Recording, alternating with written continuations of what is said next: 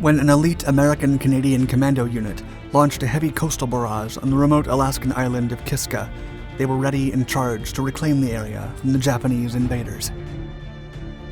Operation Cottage began on the morning of August 15, 1943, and the assault was one of only a few World War II battles fought on United States soil.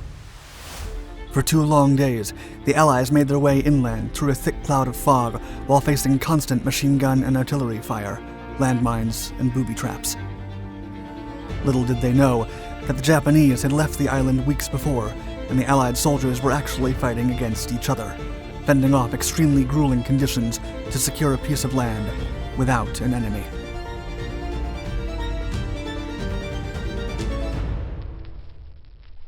The Chosen Ones. The 1st Special Service Force, or FSSF, was an Allied regiment set up in 1942 for Operation Plough. The objective was for the Allies to cross German-occupied Norway via the country's snow-covered central plateau and destroy 14 hydroelectric dams that supplied 50% of the nation's electricity and were thus vital to the Nazis. As part of this hazardous mission, the men from the FSSF had to be able to thrive in sub-zero temperatures, venturing into the icy land without getting noticed by the Nazis. The United States Army posted recruitment letters in all the units from the Southwest and Pacific coasts, calling for single men between the ages of 21 to 35 that were preferably hunters, rangers, lumberjacks, or woodsmen.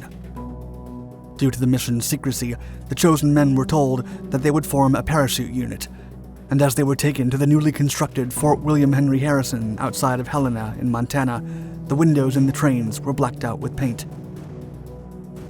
Meanwhile, Canadian Minister of National Defense James Ralston approved the assignment of almost 700 men for Project Plough under the guise of a parachute battalion. While the men would be part of the Canadian Army, the soldiers were supplied with equipment, food, shelter, travel expenses, and uniforms paid for by the United States. The original intention was to have equal numbers of American, Canadian, and Norwegian troops, but there was a lack of suitable Scandinavian soldiers, and only North Americans ended up making the force. By late July of 1942, the first American volunteers arrived in Montana, followed by the Canadian troops in early August. Getting ready. The 1st Special Service Force was made up of 3 regiments, each led by a lieutenant colonel, 32 officers, and a staff of 385 men. Hoping to turn the FSSF into an exceptional light infantry force, leader Colonel Robert T. Frederick prepared a rugged program consisting of cross-country marches, arduous mountaineering, parachute training, and skiing lessons with Norwegian instructors.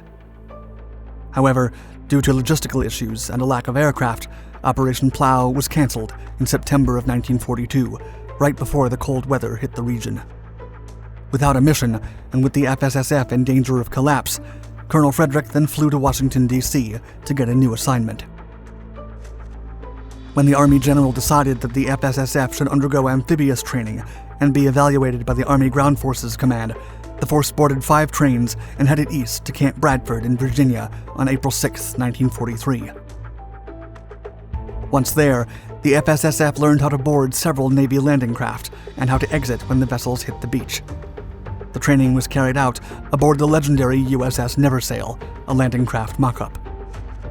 After the training was over, the force moved to Burlington, Vermont for evaluation.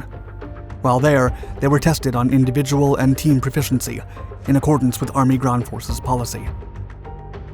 The Canadian and American troops also polished their raiding and reconnaissance skills while in Vermont's Lake Champlain, passing every test with flying colors, and proving that they were not only capable of wintertime operations, but also amphibious ones. Finally, on June 9th, the 1st Special Service Force received news that they would be sent to support the Allied effort in the Japan-occupied Aleutian Islands in Alaska. Japanese on American soil.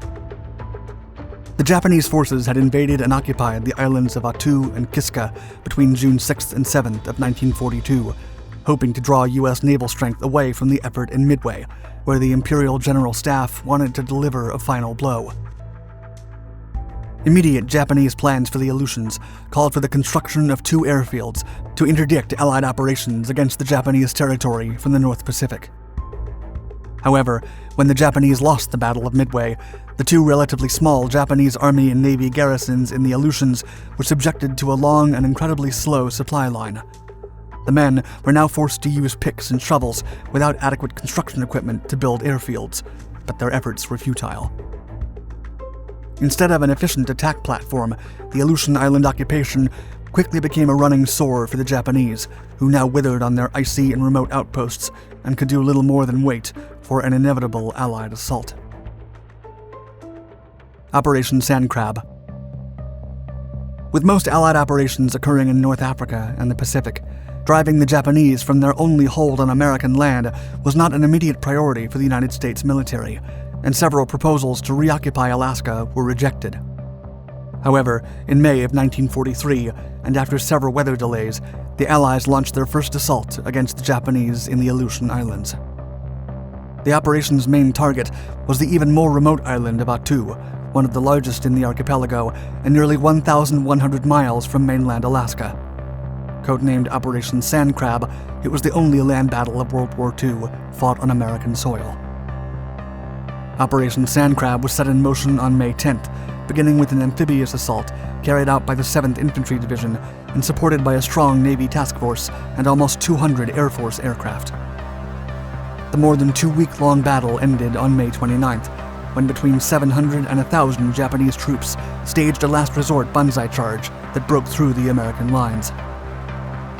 During the fierce hand-to-hand combat, the Japanese were utterly destroyed, with the Battle of Attu ending with significant losses and injured soldiers, plus thousands hit by disease, mostly trenchfoot, a severe condition that develops from the feet being wet and cold for long periods. Unusual signals. The urgent need for units trained under harsh weather conditions prompted the 1st Special Service Force to fight in Kiska. To prepare for the battle, the Air Force dropped 424 tons of ordnance on top of Kiska in July, while Navy vessels fired an additional 330 tons of shells onto the island. Immediately after, air reconnaissance operations collected intelligence on Kiska's occupiers as best as the island's notorious fog allowed. The interpreters would then notice strange occurrences in the Aleutians. According to air photo evidence, routine Japanese activities on the island appeared to diminish significantly, including unrepaired bombed buildings and less anti-aircraft fire. Then, on July 28th, radio signals out of Kiska ceased entirely. To many intelligence analysts, the mounting evidence suggested that the Japanese had somehow slipped through the Allied naval blockade and evacuated Kiska. However, the top commanders disagreed, believing that the enemy had simply taken to the upper elevations. As such, Operation Cottage was approved on July 30th, with D-Day set for August 15th at 6:30 a.m. Operation Cottage. On the morning of August 15th, 2,460 men approached the Aleutians, wearing winter-appropriate clothing and equipment. The troops included elements from the 1st Special Service Force, the United States 7th Infantry Division, the 87th Mountain Infantry Regiment of the 10th Mountain Division, and the 13th Canadian Infantry Brigade from the 6th Canadian Infantry Division. While the early morning was clear and calm, the brief respite from fog and strong winds did not completely protect the Allied assault force. An inaccurate weather forecast caused several tank landing ships to get stuck due to the beachhead's submerged volcanic rock, causing a traffic jam and leaving many craft stranded. The landing itself was unopposed, and the troops came ashore in different points of the island. Even the infantry veterans who had been present at Attu believed that the lack of Japanese forces on the beach meant that they were on higher ground. As the landing craft unjammed and moved onto the beach, the dense fog began to settle over Kiska. The typical icy blanket of fog soon blocked all visibility, and the Allied landing force had no shelter. As night fell, the disoriented troops became desperate, digging shallow foxholes in the rocky terrain and hoping that the next day would be clearer. Nobody rested, as sporadic firing and muffled voices were heard from all directions, only adding to the confusion. The hard truth. As the sun rose the following day, the fog and cold weather remained while the infantry began to climb into the island's high grounds, with artillery fire roaring right behind them. Meanwhile, naval support fire continued over the distance, and rumors of firefights and Japanese sightings only grew stronger. By mid-afternoon, some soldiers began to slowly reach the Japanese fortifications. However, the Allies were shocked to find abandoned bunkers and entire caches of destroyed weapons, contradicting the intelligence they had received and the persistent rumors between them.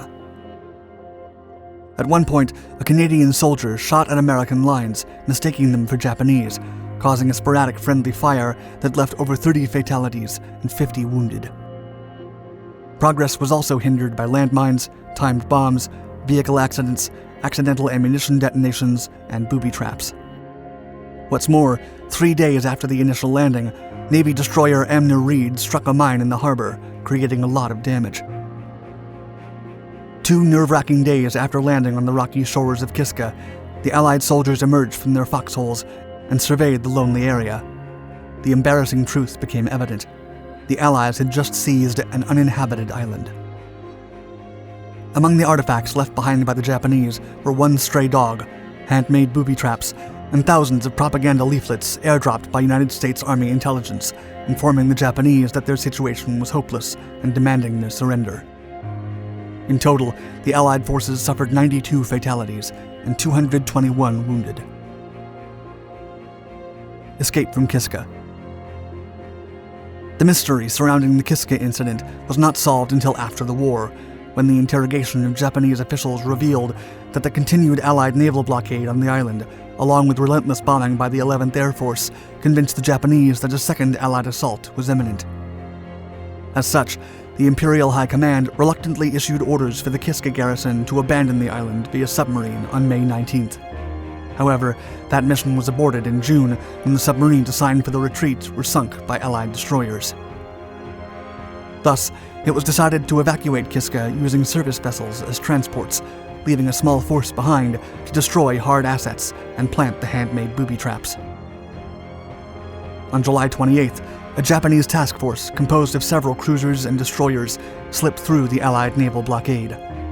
Covered by the fog, the task force managed to extract over 5,000 Japanese troops in less than an hour, while the rearguard was later evacuated via submarine. The Japanese evacuation of Kiska was a bold yet brilliant success, and although Kiska was recaptured without opposition, it still came at a high cost for the Allies. Operation Cottage had become a cautionary tale that illustrated how no military mission is ever without risk, not even when there's no enemy. Thank you for watching Dark Ducks. If you liked this video, don't forget to hit the like button and let us know your thoughts in the comments below. Also, please subscribe to this and all the channels in our Dark Documentaries family, and click on the bell icon to be notified of our newest content. Stay tuned.